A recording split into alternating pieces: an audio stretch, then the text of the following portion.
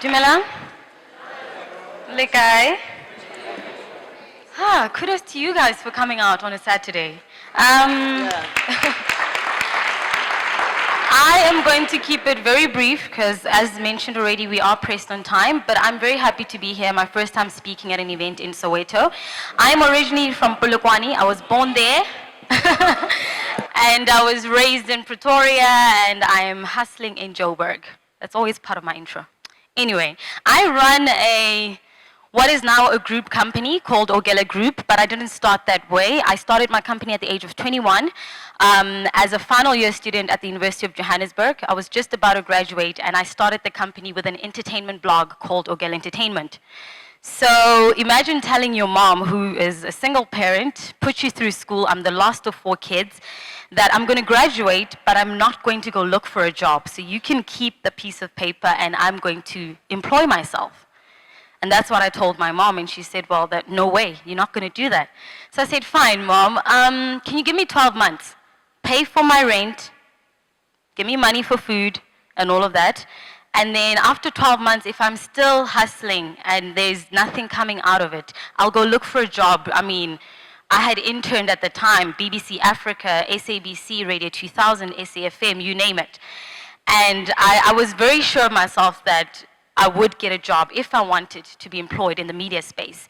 But that was never the goal. Even when I was matriculating, I knew I wanted to be in the business of media, not actually running around chasing stories as a newsroom journalist or whatever.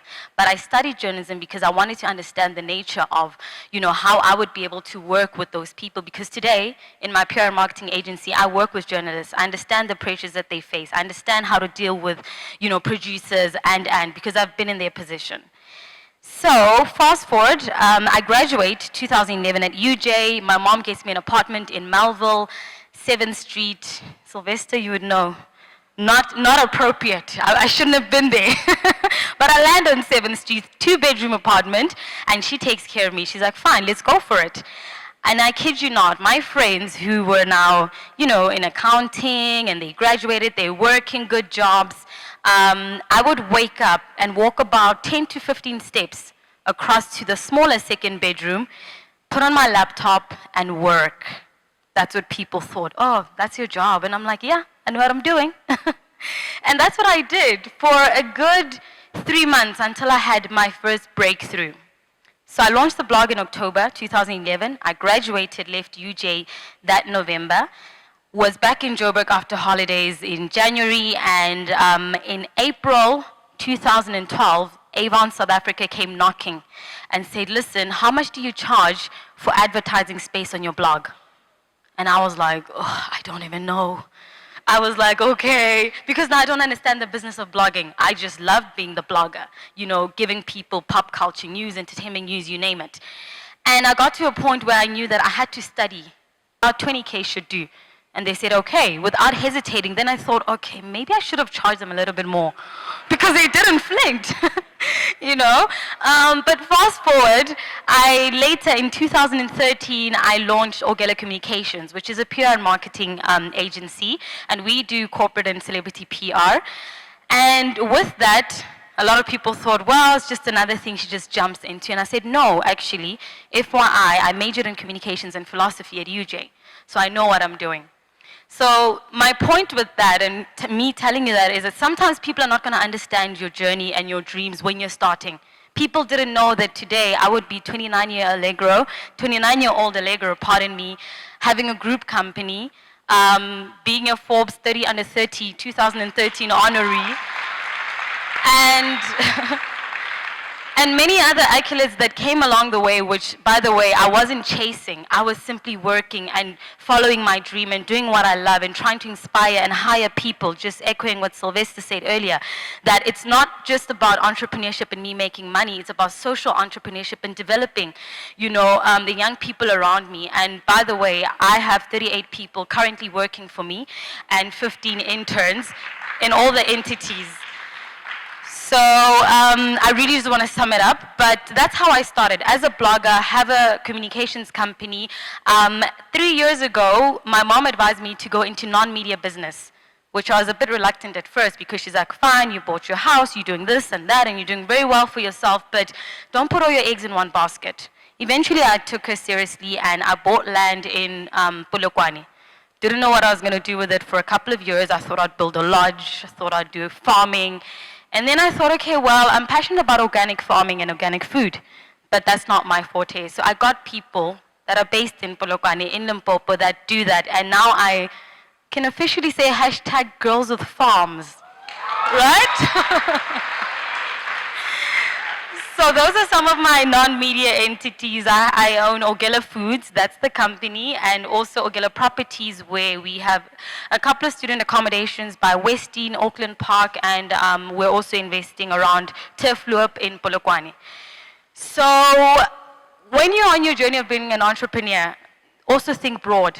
You know, because things change, business fluctuates. I believe all the entrepreneurs that, if you've been here, I mean, if you were here yesterday and today, they will tell you that things go up and down. It's not always just the steady growth or, you know, you're enjoying a good amount of wealth. And I also hate what social media is doing, feeding you guys this impression that we are so rich that we don't need money.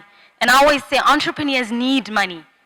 In order for me to grow, I mean, I self-funded my company. I continuously, I need money. I'm looking for funding for something. I want to grow. I want to hire more people. So you don't just say, oh, well, it's fancy. She probably wakes up whatever time she wants. And I'll tell you, I work ridiculous hours. And now that I have my baby, I have an 11-month-old son, juggling that, being a present, you know, parent and still running my business at such a young age, it's difficult. And you're not always going to have a good support system and friends that believe in your dreams and your journey and what you're doing. But if you believe in it and you know exactly where you're headed, you continue, you know. So my motto has always been prayer and hard work. I'm a very spiritual person. I'm a Christian. So without prayer, first, none of my business dreams could have come true. None of the accolades that I have and the recognition that I get and, you know, everything that I've accumulated thus far, I would not have if I was not the person that I am when I kneel down and present my business plans before God, before doing anything.